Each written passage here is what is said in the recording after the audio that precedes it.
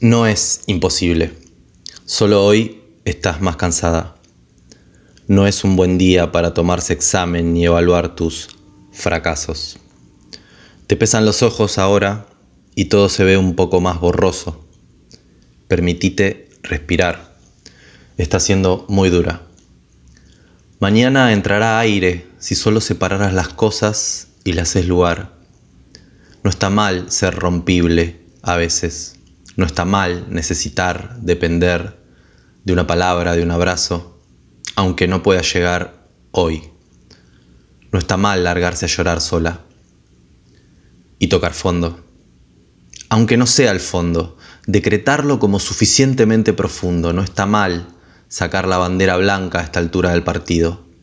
Alejarse un poco, buscar una tregua o incluso tirar la toalla y ya fue. No está mal no bancársela. Dejar todo y empezar de nuevo, o mejor aún, dejar todo inmóvil, el tiempo que sea necesario, años si es preciso. En serio, no pasa nada, como dicen los memes. No está mal tenerse un poco de contemplación cuando la angustia no la tiene nunca. Del otro lado está y seguirá estando siempre la tonelada de rosca del mundo. Sus sentencias siempre van a tener motivos razonables y van a llegar sin que nadie las llame. Peor es sobrevivir sosteniendo la cáscara vacía de tu orgullo. No te estás escapando, solo te estás preservando para no romperte, para no salir a quemar lazos y puentes, para no destruir ciegamente lo construido, para no lastimar ni terminar lastimada. Vale parar un segundo, o miles, o más. Un día podrás insistir en tu intento, o en otro. No está mal no sentirse suficiente por hoy. Vento soprou manhã, a rede me balança, é ação, uma paixão guardiã que silencia os beijos dessa cidade. É quase a minha namorada.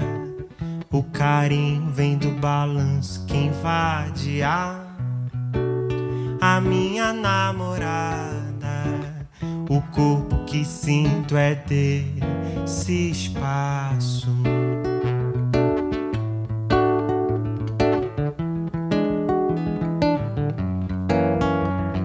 Meu coração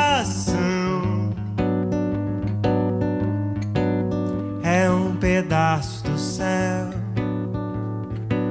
é um pedaço do céu. Meu coração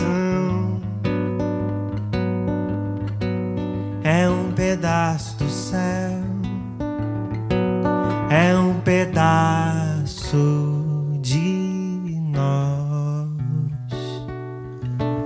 Alfabetizarse no es aprender a repetir palabras, sino a decir su palabra, creadora de cultura. Enseñar a leer las palabras dichas y dictadas es una forma de mistificar las conciencias, despersonalizándolas en la repetición. Es la técnica de la propaganda masificadora. Aprender a decir su palabra es toda la pedagogía y también toda la antropología. Paulo Freire, Pedagogía del Oprimido. A minha namorada. O carinho vem do balanço que invade a minha namorada. O corpo que sinto é desse espaço.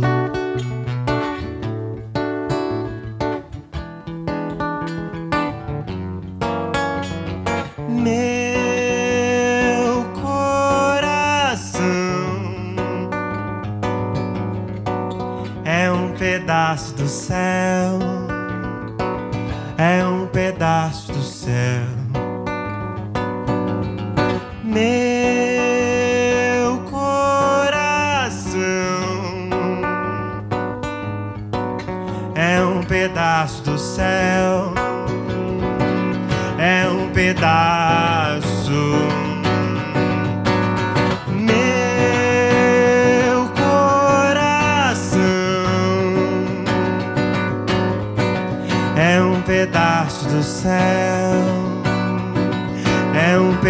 pedaço do céu. Meu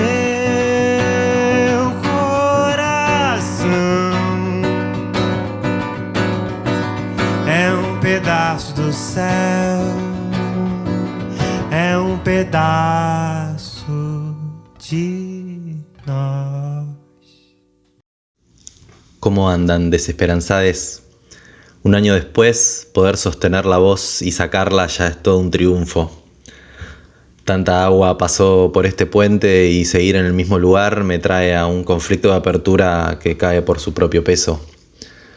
La resiliencia, el siempre estar del lado de los que resisten, de los que aguantan, de los que se imaginan un mundo mejor. Y en este panorama desolador, imagínense, en abril de 2023 ya era desolador, ahora como estamos. Vuelvo acá, a este silencio, a esta página en blanco, a este pensar en las cosas que valen la pena, en por qué hacer cada cosa. Y se me viene a la cabeza la imagen del árbol talado, ¿no? Que tantos memes vimos, de ese árbol que de repente le sale como un brote por el costado y vuelve a empezar, y que también tiene sus raíces ahí donde no las vemos. Entonces, ¿por qué? ¿Para qué? ¿Cómo? ¿Desde dónde? Son preguntas que está bien que nos den vuelta en la cabeza. Son intentos que tienen que volver a germinar. Y está bueno, como decía el texto inicial, que nos demos un tiempo para respirar. La propuesta es un poco encontrar esas maneras, encontrar esas nuevas formas de resistir, ¿por qué no también cantando? Na verdade, eu não vou chorar, eu já sei o que a terra veio ensinar sobre as coisas que vêm do coração, para que eu possa trazer para mim e para você. Llegando a Brasil, aterrizando, les propongo que canten y que se dejen abrazar por la música milenaria reparadora.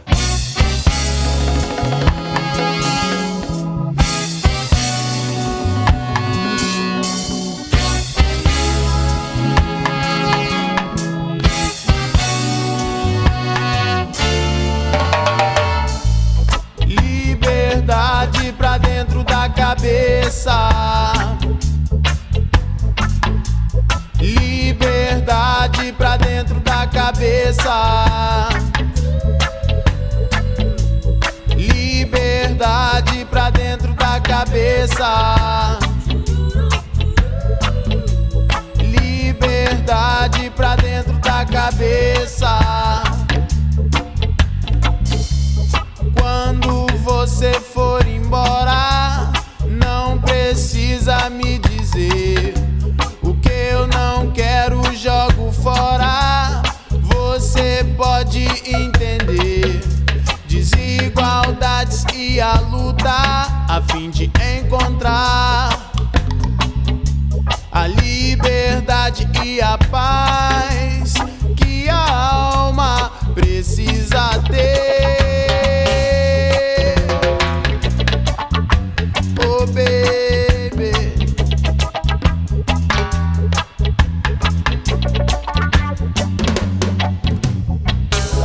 estar com você na virada do sol é compreender que o que há de melhor tá na vida,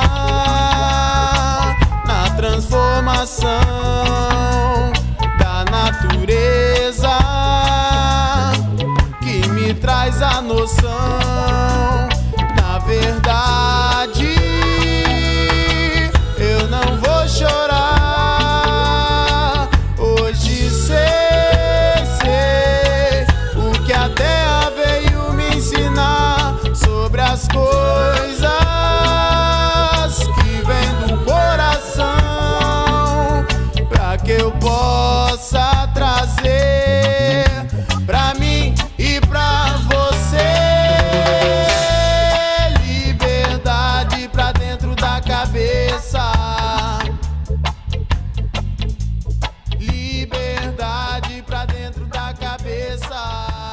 Y ahí me acordé de un pedacito de un video de Palabra Cantada, que después la vamos a mencionar. Es una banda, un grupo de música para infancias tremendo. Yo lo veíamos con mi hija cuando era chiquita. Y en una parte, en una canción decía: "Mas arrumar sala no precisa ser una tarea tediosa. Pode ser a brincadeira también". O eso recuerdo, algo así como que acomodar no tenía por qué ser una tarea difícil ni molesta, que podía ser también una canción. Y de hecho es una canción hermosa que hacen ahí. Me imagino que esta idea de resiliencia y de resistir, de recuperarse, no tiene por qué ser algo tedioso, sino que también puede ser frenar, ¿no? Frenar y escuchar, en este caso, todos los mensajes y las emociones que vienen con la música. Estaba pensando en la sección anécdota de historia que podía traer de Brasil, que me tocó alguna vez ir hace mucho tiempo y pasar unos pueblitos en auto. Y la imagen que me viene es la de la alegría y la despreocupación, ¿no? Del camarón, el queijo en la playa, y la música, mucha música. Como que el tiempo se congela. Abro un paréntesis acá para que la anécdota no sea solo lo que viene ahora. Me acuerdo de que estábamos en un pueblito, Toque Grande creo que se llamaba. No teníamos lugar para alojarnos y nos estábamos por ir. Y había en un bar un par de mujeres en una mesa y nos dicen: "¿Dónde van? Bienvenidas a Toque". Nos llevaron a la playa. Les contamos que no teníamos dónde parar. Ellas estaban alquilando una casa. Nos dejaron la llave. Al otro día se iban a Río. Había como una despreocupación y una felicidad. Estaban ahí con sus hijos, sus hijes. Y me acuerdo que en un momento se largó a llover y se fueron todos a hacer una ronda abajo de la lluvia y a cantar un baño de lluvia. Fue como una imagen muy feliz y muy descontracturada. Cierro paréntesis. Pero el clima festivo del estereotipo brasileño no es lo principal que me viene a la cabeza. A mí me lleva a otro lugar, más relacionado a la complejidad de la palabra saudade, ¿no? Que es ese lugar entre nostalgia y alegría y deseo y búsqueda. Ese lugar que nos es común a tantos y que se siente tan seguido, o por lo menos a mí, y que es tan difícil de explicar, y donde en definitiva cada par de ojos parece ser el mismo par de ojos que añoran y buscan algo a la vez, y también a la vez cada mirada tiene su propio infinito particular.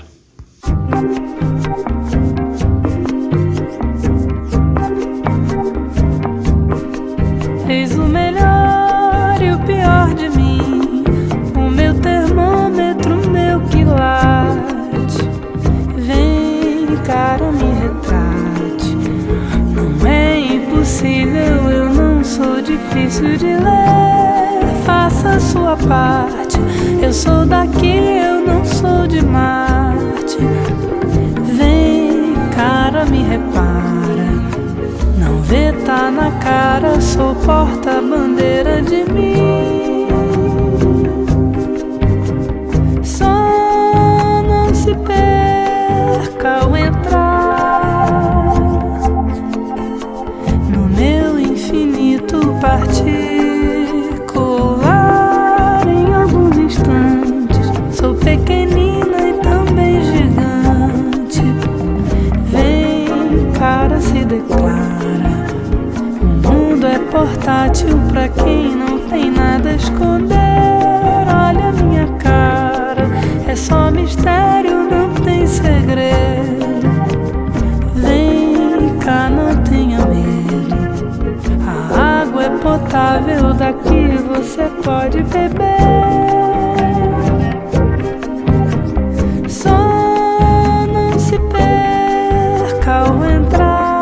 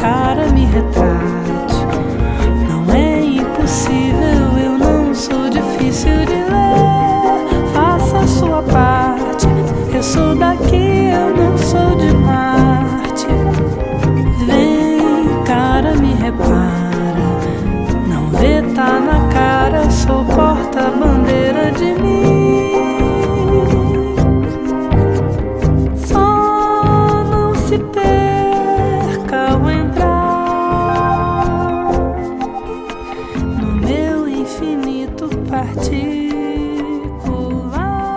em alguns instantes. Sou pequenina e também gigante. Bueno, mientras ahí se va la gigante Marisa Monte y mientras empezamos a escuchar un poquito por atrás a Tribalistas, que es la banda que me hizo conocerla, introduzco esta siguiente sección, que es diálogo intergeneracional.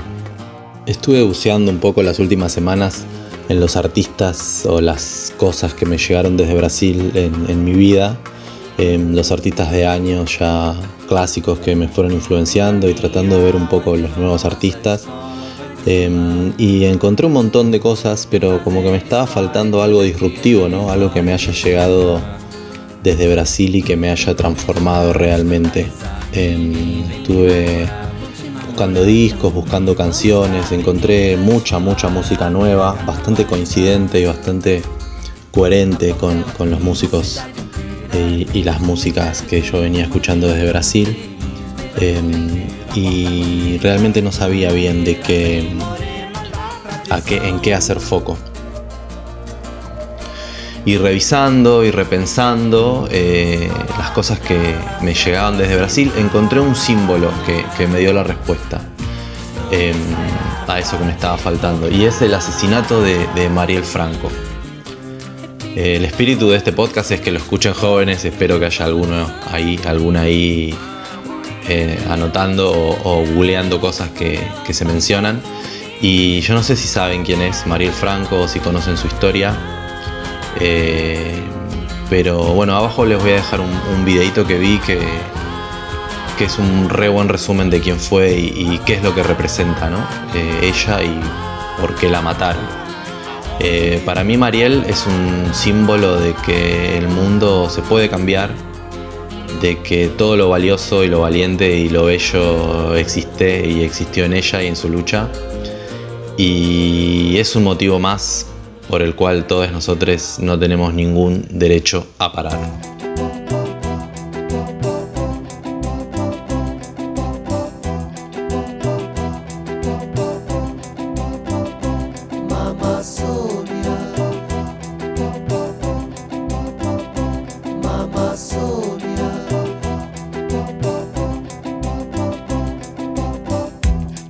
Passar com a terra, que vai passar com o ar e com a nossa comida, plástico para almoçar, que vai passar com a noite, escura, lenta solidão, e com a nossa Amazônia, que está em perigo de extinção, que vai passar com o sol, que vai passar com o rio, com a nossa vida, se a nossa água está poluída, que vai passar com a lua, quando não puder fazer luar, as minhas pessoas escravizadas cada día a trabajar. Marielle Franco nació el 27 de julio de 1979 en una favela en Río de Janeiro. Entre ser humano, viver sin ninguna dor.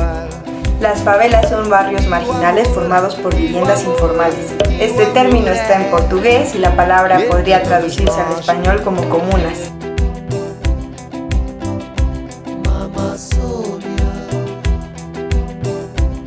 A los 19 años se quedó embarazada de una niña. Al tener a su hija y conocer las condiciones en las que se vivía en su ciudad, como mujer afro-brasileña y nacida en las favelas, tuvo el deseo de proteger los derechos de su hija y darle una mejor vida diferente a la que parecía que estaba destinada. Com a nossa Amazônia, que está em perigo de extinção, que vai passar com a lua, quando não puder fazer luar, as minhas pessoas escravizadas cada dia a trabalhar, e o amor, e o amor, e o amor é entre ser humano, viver sem nenhuma dor, e o amor, e o amor. Marielle es un ejemplo de superación, dignidad y lucha contra las injusticias. Un día antes de ser asesinada, Marielle Franco publicó en su cuenta de Twitter, en referencia a otro homicidio de un joven negro a manos de la policía de Río: ¿cuántos más tendrán que morir para que esta guerra termine?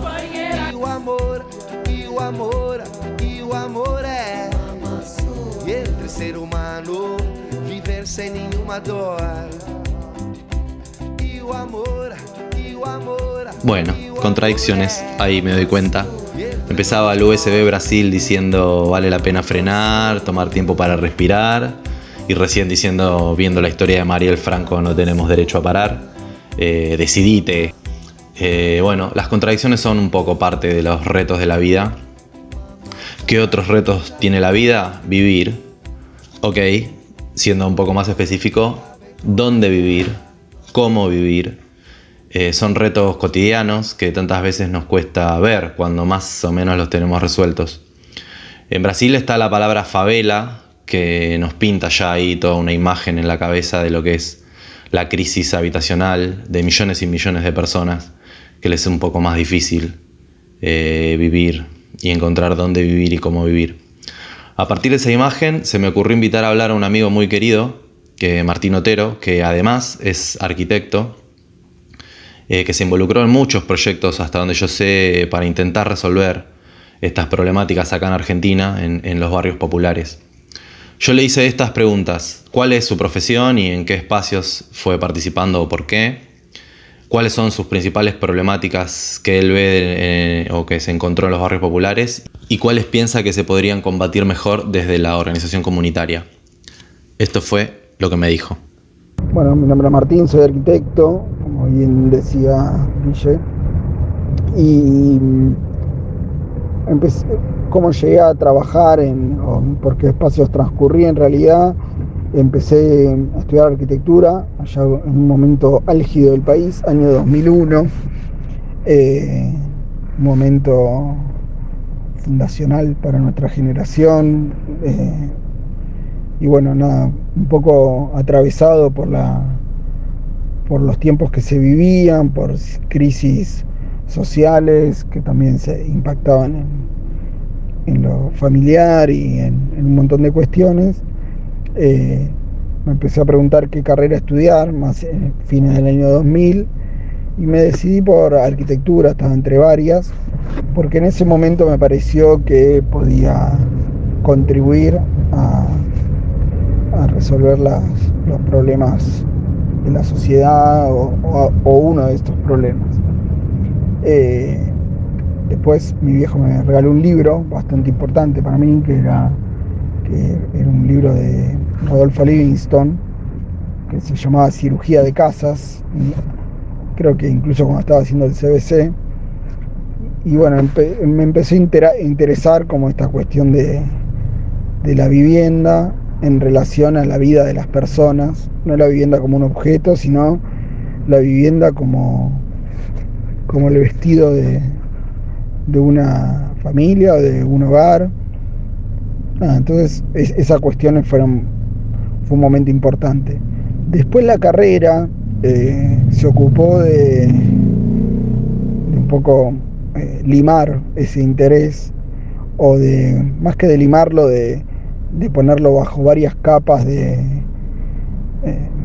deber ser, que hacia el final de la carrera fui pudiendo poner en crisis, cuarto, quinto año de la carrera, y empezar a involucrarme con algunos espacios que habían empezado a construirse en ese mismo año 2001 que yo había ingresado en la universidad. Esos espacios por ahí conducidos por compañeros que eran más, o creados por compañeros que estaban más avanzados en la carrera.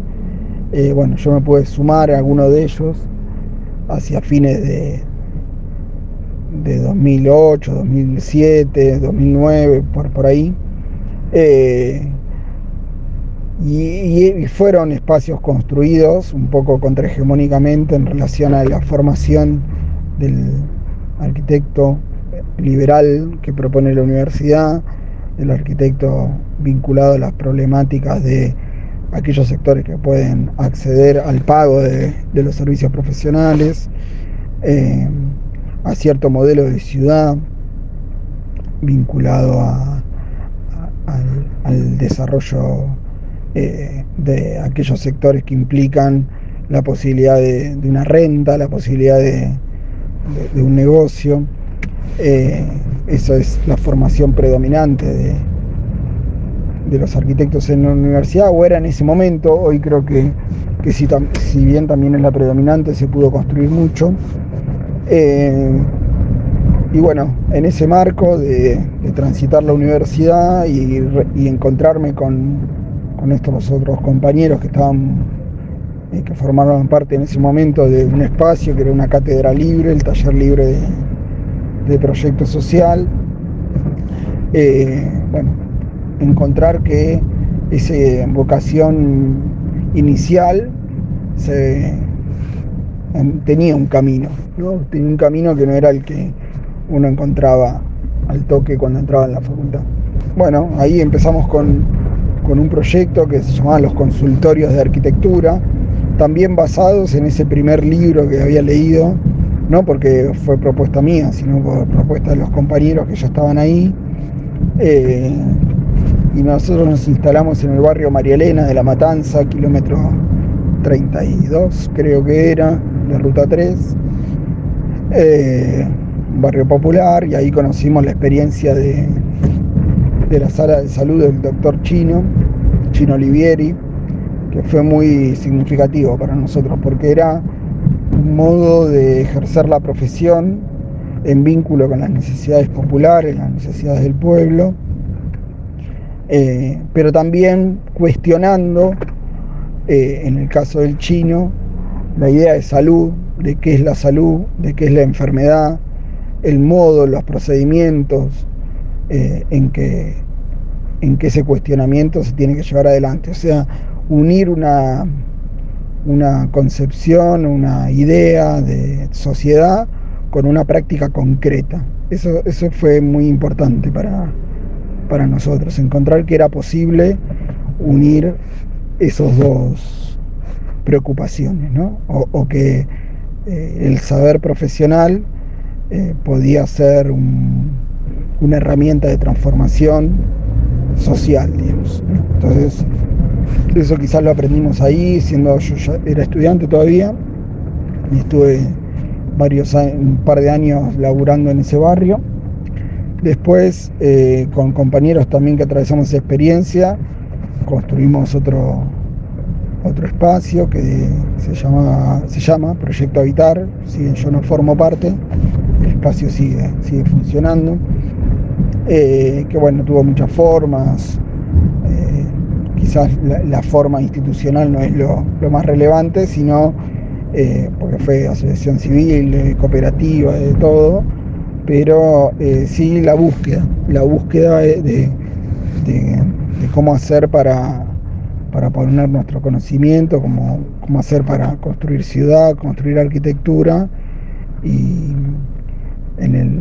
con coherencia con las ideas de transformación social que veíamos en la construcción desigual de la ciudad. Así que bueno, eso fue un proceso muy importante para mí, que participé cerca de 10 años. Bueno, ahí pudimos aprender, o pude aprender alrededor de la complejidad que implica la construcción de estos barrios, las distintas escalas de esos procesos que tienen que ver con la vida cotidiana, pero que también tienen que ver con aspectos muy estructurales de la construcción del territorio, y como tratar de poner en relación eso que es estructural con la vida cotidiana, y la vida cotidiana con lo que es estructural. Bueno, nada, eso fue como parte del proceso. En paralelo siempre di clases en la universidad, así que también ese es un ámbito también que considero de militancia, porque también hay que poder transformar el modo en que nos formamos los profesionales. Y bueno, después posteriormente participo junto con compañeras y compañeros de un espacio que no tiene nombre, digamos, pero sí es como un estudio que armamos, que se sigue dedicando a trabajar junto con organizaciones sociales, con movimientos sociales, con cooperativas, tanto en relación a políticas públicas como a procesos más territoriales, en el mejoramiento de barrios populares. También doy clases hoy en la Universidad de Avellaneda, que es una universidad no solo pública, sino una universidad del conurbano, cosa que resulta muy interesante porque muchos de mis estudiantes, uno a veces cuando trabajaba desde la universidad era ir a conocer una realidad desconocida para ciertos sectores sociales, y un poco lo que empieza a pasar acá en las universidades del conurbano, no con todos los estudiantes, pero sí con algunos, es que esa realidad ya es conocida y por ahí el proceso es más de desnaturalización de ciertas condiciones vividas, y bueno, nada, es un proceso súper interesante. Así que bueno, nada, ese es un poco el recorrido. Actualmente trabajo también en política pública en el Instituto de Desarrollo Urbano de Moreno, que es un instituto histórico que el año que viene cumple 25 años de existencia, que viene trabajando estos problemas habitacionales, un instituto municipal, y bueno, haciendo mi primera experiencia como desde adentro de la gestión pública.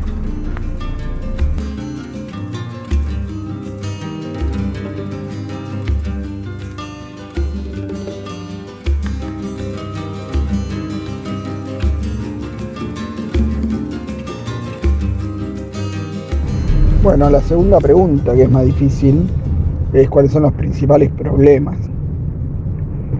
Bueno, ahí es más complejo de generar una síntesis.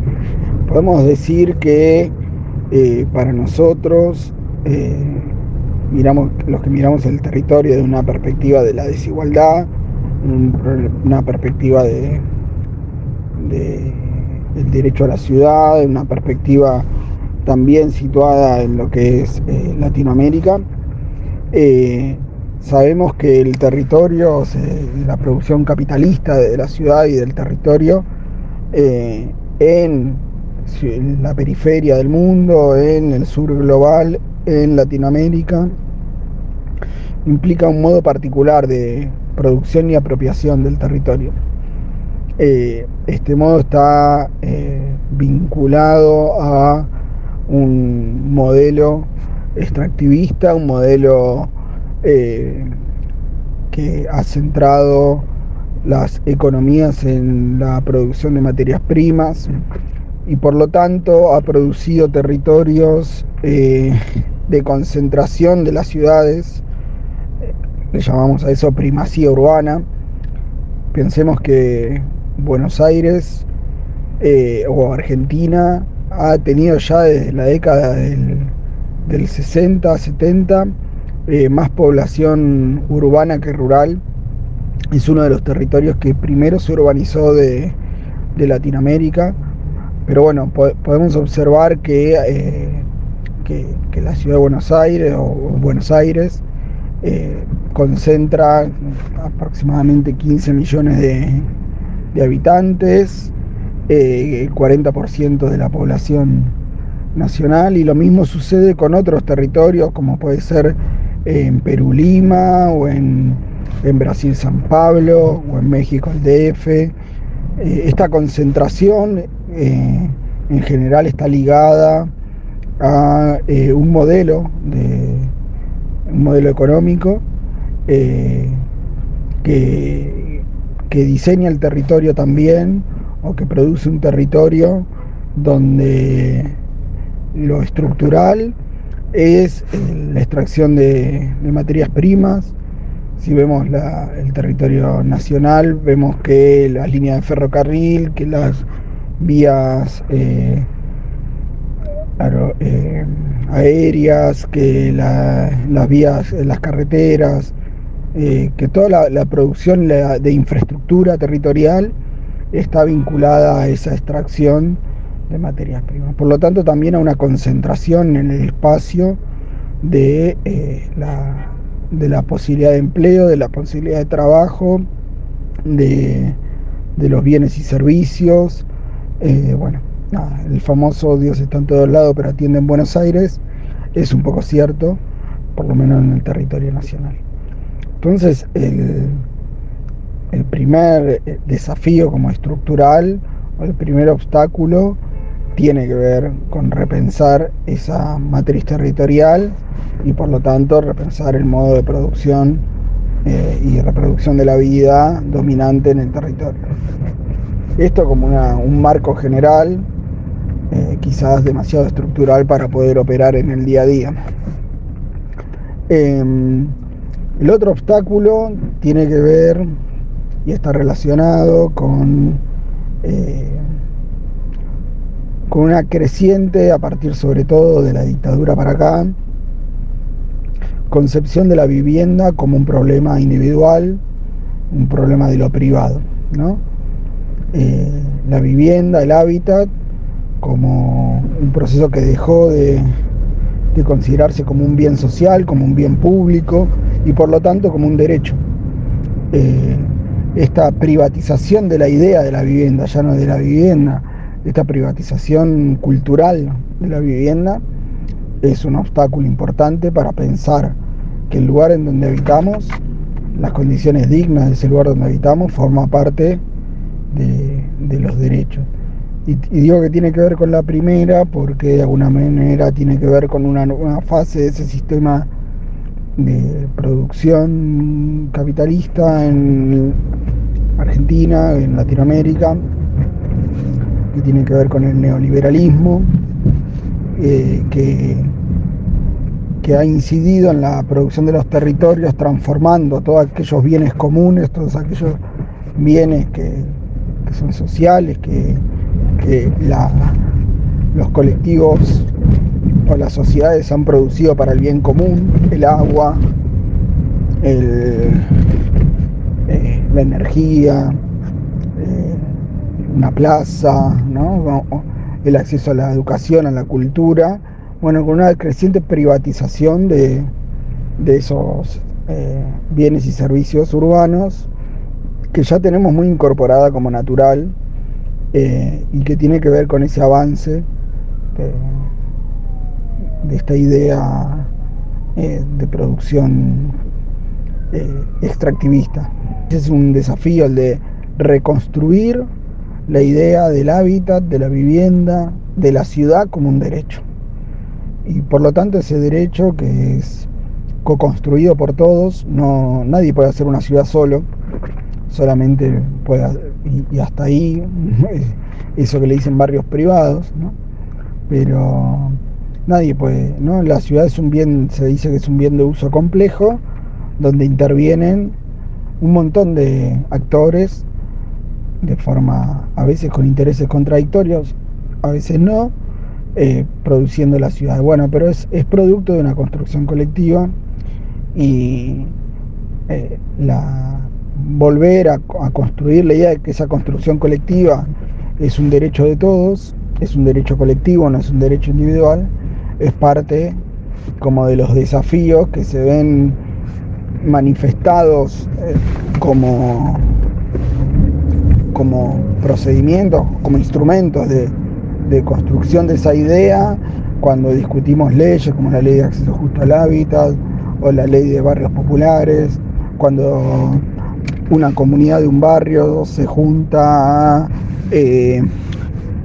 discutir durante una toma qué lugares van a dejar para la futura escuela, qué lugares van a dejar para la futura plaza, todas prácticas que ya están recontra aprendidas por las comunidades, o también cuando el Estado genera políticas públicas que incluyen a los pobladores en el diseño, en la construcción del problema y en el diseño de la solución. Entonces esos son un montón de modalidades en las que miles de actores actúan de forma contradictoria. Pero bueno, uno de los desafíos es construir esa idea.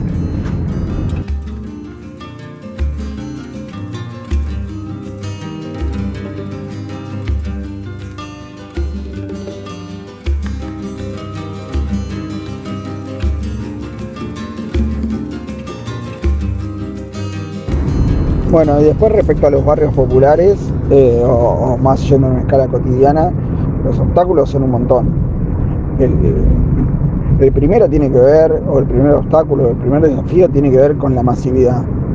Yo creo que un logro que se ha tenido los últimos años, que es la ley de barrios populares, que nos permitió saber que existen más de 5.000 barrios populares, que casi el 10% de la población argentina vive en esos barrios, estamos hablando de 5 millones de habitantes, que se concentran principalmente en los grandes conglomerados urbanos, pero esto nos da cuenta de que no es ya un problema de la excepción, sino que es un problema de la regla, y que es un problema que existen un montón de experiencias de escala barrial y de escala micro, con participación comunitaria y demás, pero creo que uno de los desafíos que implicó y de las virtudes que tuvo la Secretaría de Integración Urbana, que fue una secretaría que aplicó una ley construida por los movimientos sociales a nivel nacional,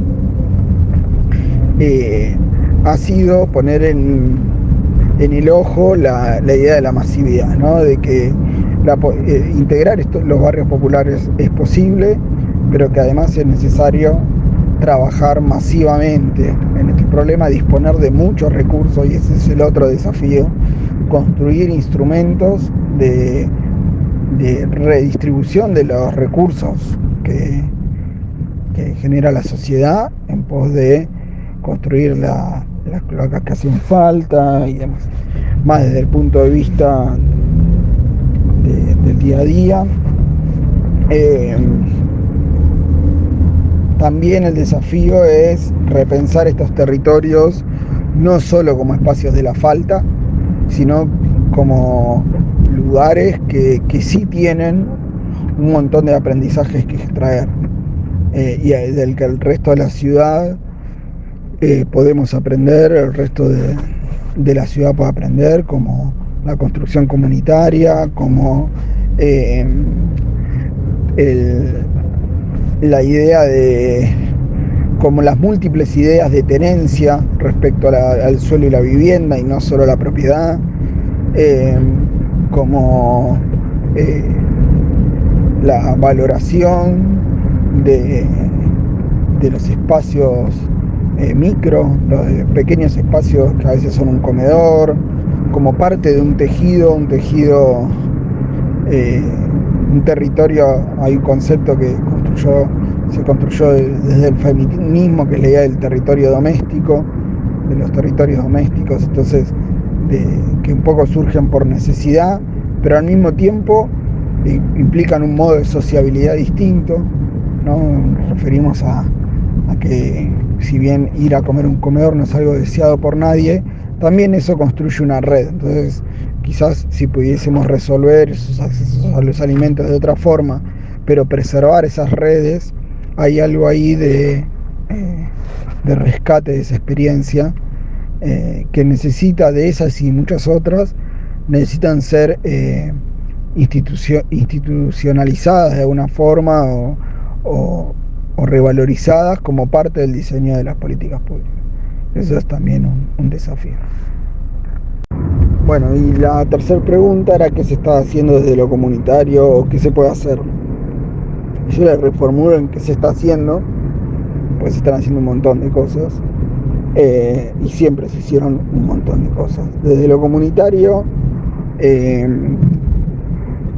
se construyen un montón de instrumentos de proximidad para resolver las necesidades cotidianas. Desde los comedores que construyen, que es un modo, como le decimos en urbanismo, es un equipamiento, un modo de resolver una necesidad, pero es también un modo de producir ciudad. Desde las oficinas, los puntos violeta o los puntos de acceso a la justicia para las compañeras víctimas de violencia, desde los espacios culturales, los centros culturales, barriales, los fines o los centros de acceso a la educación, miles de instrumentos construidos, de acompañamiento a la cuestión de las adicciones.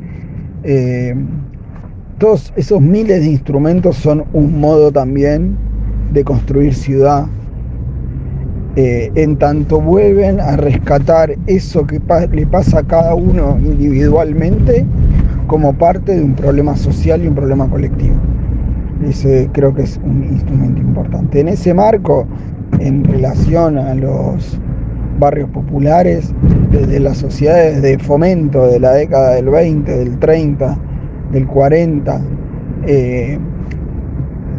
hasta las juntas vecinales de las villas, bueno, son todas las mesas barriales, son un montón de instrumentos que han construido desde la comunidad organizada ciudad, y que siguen construyendo desde la comunidad organizada ciudad.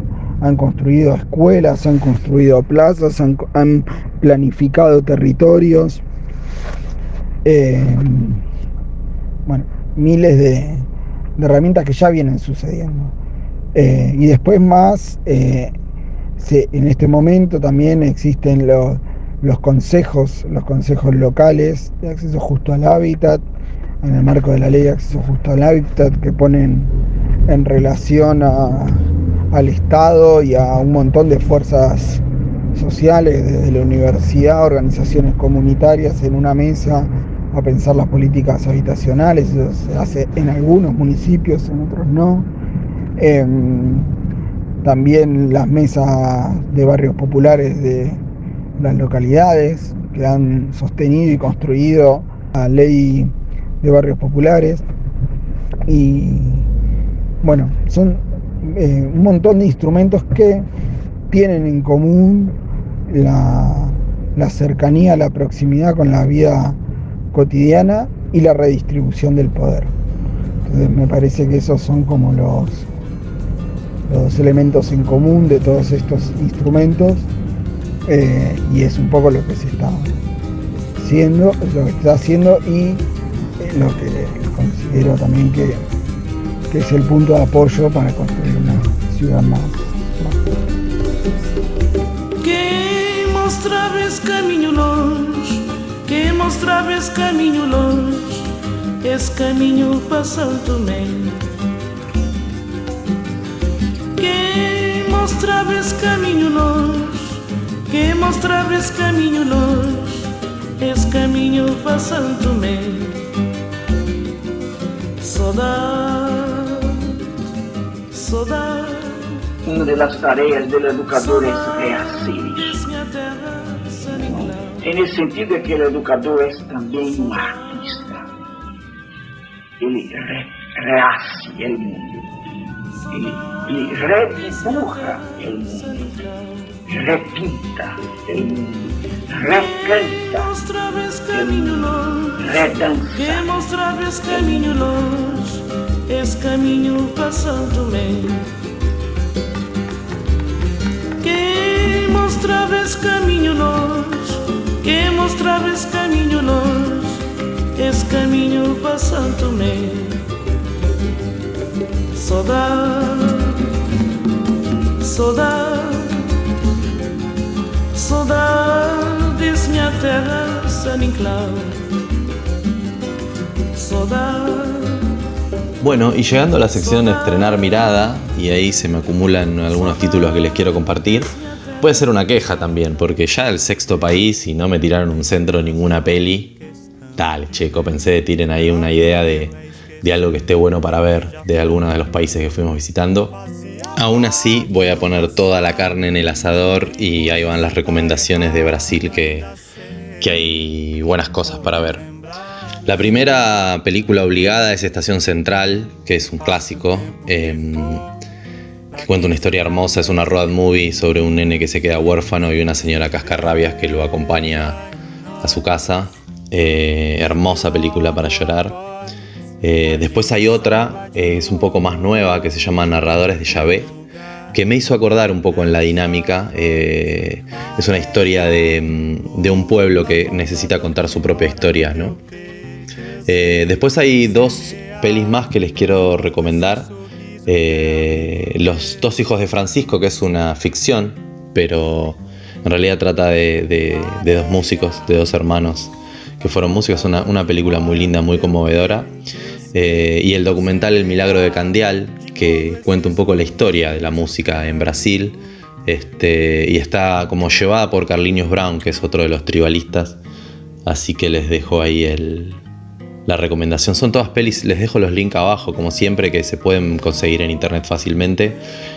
Hay una peli que ahora me acuerdo que también les puedo recomendar, que se llama El año que mis padres se fueron de vacaciones, que es una película sobre dictaduras, que está buena para ver con chicos. Pero lo que más les quiero recomendar esta vez es un corto que me mostró en un taller de cine que hice en un espacio cultural de acá de Bursaco. El Papu, que era el tallerista, el profe, nos compartió un corto que se llama La Isla de las Flores, y no me lo pude olvidar más. Es fuerte, es contundente, y si bien todas las películas que les mencioné son valiosas y son transformadoras, me parece que acá está, en pocos minutos hay una esencia real de lo que quiero compartirles.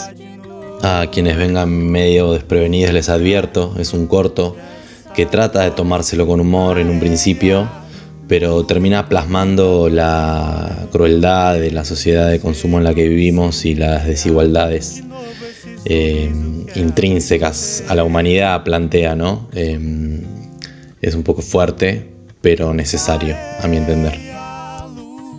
Para comenzar, les dejo esta versión de Concrete Jungle, versionada por Seu, como para que podamos volver a respirar.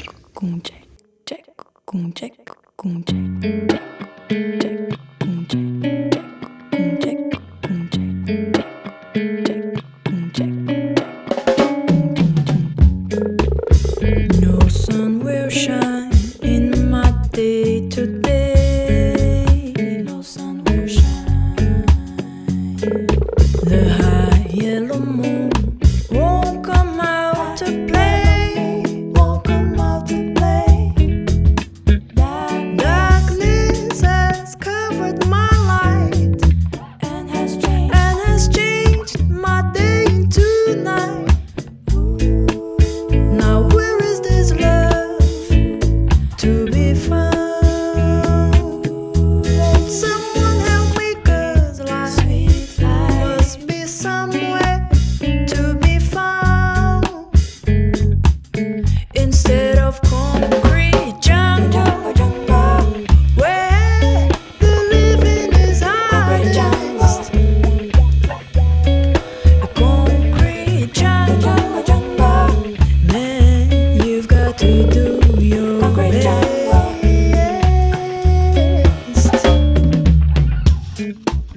No chains around my feet, but I'm not free.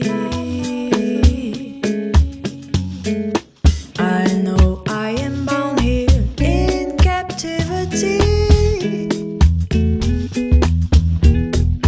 And I've never known happiness.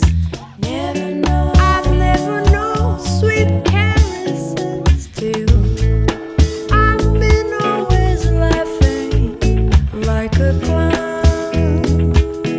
Won't someone help me, 'cause I got to pick myself from off the ground. In this here concrete jungle, say what do you got for me now? A concrete jungle, oh why won't you let me be now?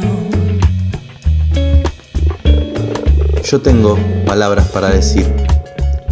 Me las suele robar el silencio que vuelve del otro lado. Me las roba el desinterés por la palabra simple, de grandes y chicos sobreestimulados. Las caras estúpidas iluminadas artificialmente, todos viajando en su propia cárcel. Mundos de mentira a los que aferrarse, droga de diseño que desensibiliza, donde ninguno de nosotros capta nada, ni lo que tenemos para decir, ni lo que tenemos para recibir. Palabras retenidas cayendo en el vacío. No hay quien las tome y acuse recibo. Ni siquiera yo las tiendo ya, con la emoción atrofiada, por orgullo o por temor, por la desconfianza inoculada en las redes o simplemente por naturalización de lo nuevo, horrible de solo pensar. Que tengo estas palabras que quiero pronunciar. Caricia, abrigo, tu sonrisa, queso, jugar, abrazo, mañana, feliz, compartir. Las tengo acá apiladas, siempre listas, aunque a veces me da miedo soltarlas. Capaz sea eso. É pau, é pedra, é o fim do caminho. É um resto de toco, é um pouco sozinho. É um caco de vidro, é a vida, é o sol. É a noite, é a morte, é o laço, é o anzol. É peroba do campo, nó na madeira. Cainga, candeia, é uma tita pereira. É madeira de vento, tombo da ribanceira. É um mistério profundo, é um queira ou não queira. É o vento ventando, é o fim da ladeira. É a viga, é o vão, festa da comieira. É a chuva chovendo, é conversa ribeira das águas de março. É o fim da canseira, é o pé, é o chão, é a marcha estradeira. Passarinho na mão, pedra de atiradeira. É uma ave no céu, é uma ave no chão. É um regato, é uma ponte, é um pedaço de pão. É o fundo do poço, é o fim do caminho. No rosto um desgosto, é um pouco sozinho. É um estrepe, é um prego, é uma ponta, é um ponto. É um pingo pingando, é uma conta, é um conto. É um peixe, é um gesto, é a prata brilhando. É a luz da manhã, é o tijolo chegando. É a lenha, é o dia, é o fim da picada. É a garrafa de cana, estilhaço na estrada. É o projeto da casa, é o corpo na cama. É o carro enguiçado, é a lama, é a lama. É um passo, é uma ponte, é um sapo, é uma rã. É um resto de mato na luz da manhã. Bueno, y ya pasado de tiempo, una vez más, me quedan todas las referencias y pronunciaciones medio para tirar por la cabeza. Antes que nada, mencionar esta versión que escuchamos de Aguas de Marzo, que originalmente la conocí por él y Regina, pero ahí la cantaba su hija, María Rita, que son dos inmensas exponentes de la música brasileña que les recomiendo mucho poner en su radar. En contraposición a eso, les recomiendo también a un pibe que hace música, que es la primera canción que escuchamos, era de él, Leo Midea. Búsquenlo, también les dejo abajo un link para que chusmen, yo no puedo parar. Dicho eso, separé 3 referencias para hacerles. Primero de fotografía, Sebastião Salgado, también para que googleen, un fotógrafo impresionante. No puedo no mencionar la película que habla sobre la vida de él, La sal de la tierra, les dejo el link abajo también. Una fotografía que abarca un montón de conceptos, sobre todo humanos, y muy fuerte, muy transformadora, y hablando también empezamos con el tema de la resiliencia, cómo encaró él todo lo que vio, ¿no? A través de su cámara, todo lo que plasmó y lo que le generó en la vida, cómo lo transformó en resistencia y en construcción. Bueno, palabra cantada, palabra con B corta, ya se los había mencionado, este grupo para infancias, les dejo el link abajo, es sentarse a bailar y a cantar con ellos. Me hace acordar mucho a lo que hace Pesetti, desde la música, la literatura, el juego, está muy bueno. Y por último me guardé a Clarice Lispector, que es desde la literatura. Yo no la leí mucho, pero tengo una amiga que me la recomendó, me pasó un libro. Tiene como muchas vetas existencialistas. A mi amiga Nina, que le mando un beso, le pedí si me grababa un texto y de ella, así que lo vamos a dejar acá para cerrar y empezar a irnos. Estoy buscando, estoy intentando comprender, intentando dar a alguien lo que viví y no sé a quién. No me quiero quedar con lo que viví, no sé qué hacer con eso. Le tengo miedo a esta desorganización profunda. No confío en lo que me pasó. ¿Me pasó algo que yo, por el hecho de no saber cómo vivirlo, lo viví como si fuera otra cosa?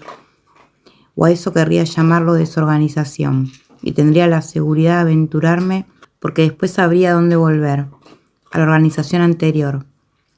A eso prefiero llamarlo desorganización, pues no quiero confirmarme en lo que viví.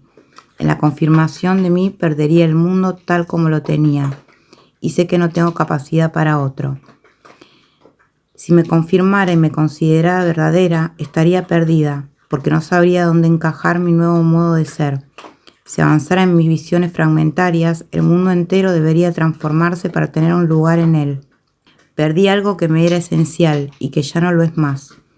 No me es necesario, como si hubiese perdido una tercera pierna que hasta entonces me imposibilitaba caminar, pero que hacía de mí un trípode estable. Perdí esa tercera pierna y volví a ser una persona que nunca fui. Volví a tener lo que nunca tuve, solo 2 piernas. Sé que es solo con 2 piernas que puedo caminar, pero la ausencia inútil de la tercera me hace falta y me asusta.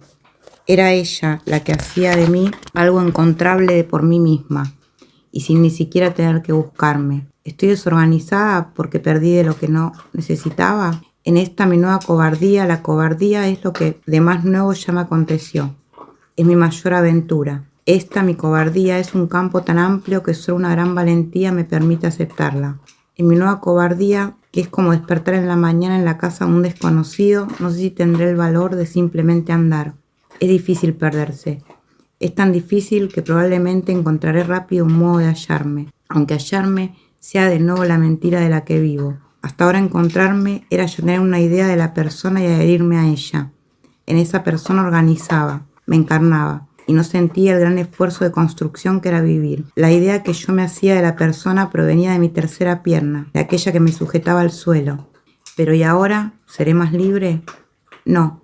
Sé que todavía no estoy sintiendo libremente, que estoy pensando de nuevo porque tengo como objetivo encontrar y que por seguridad llamaré a encontrar el momento en que encuentro una forma de salir.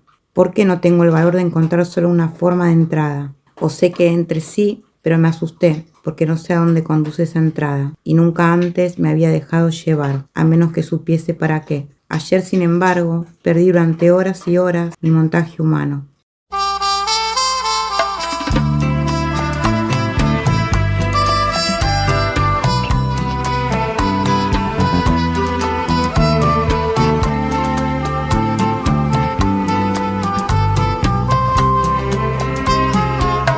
E por falar em saudade, onde anda você?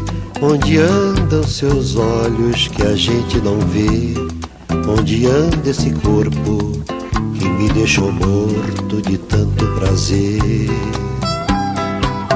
E por falar em beleza, onde anda a canção que se ouvia na noite dos bares de então, onde a gente ficava, onde a gente se amava em total solidão.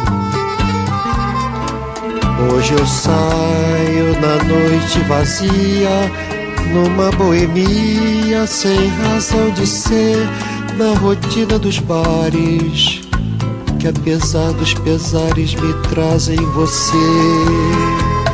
E por falar em paixão, em razão de viver, você bem que podia me aparecer nesses mesmos lugares, na noite, nos bares, onde anda você?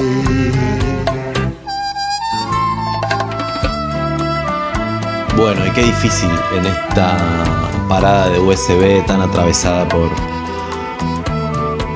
la angustia y por el cansancio y por la saudade, llegar a la sección final y decir alegría, bullicio y coraje.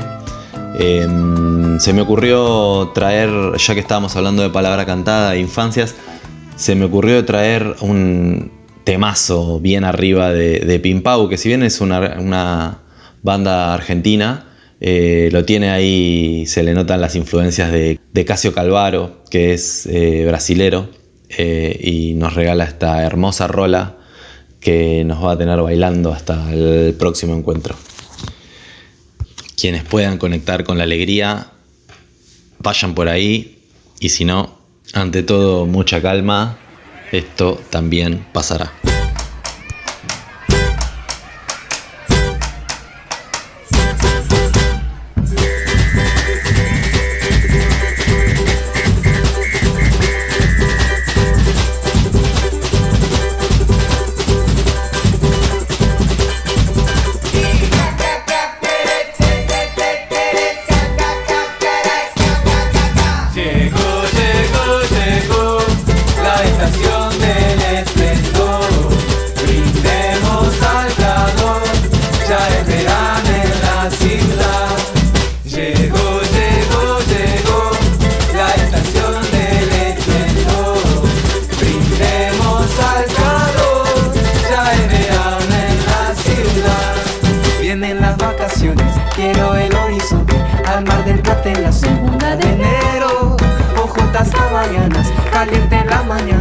Sale bermuda, musculosa y protector, con anteojos de sol, ojo con los mosquitos, turbotel en el balcón. Navidades en diciembre, son las 12, ya llegó. Llegó la estación del esplendor. Brindemos al calor, ya es verano en la ciudad. Llegó la estación del esplendor. Brindemos al calor, ya es verano en la ciudad. La escuela ya terminó, chin chin es año nuevo. Acá en el hemisferio sur hace calor, casi 40 grados, violento pelo pincho, menos sandía.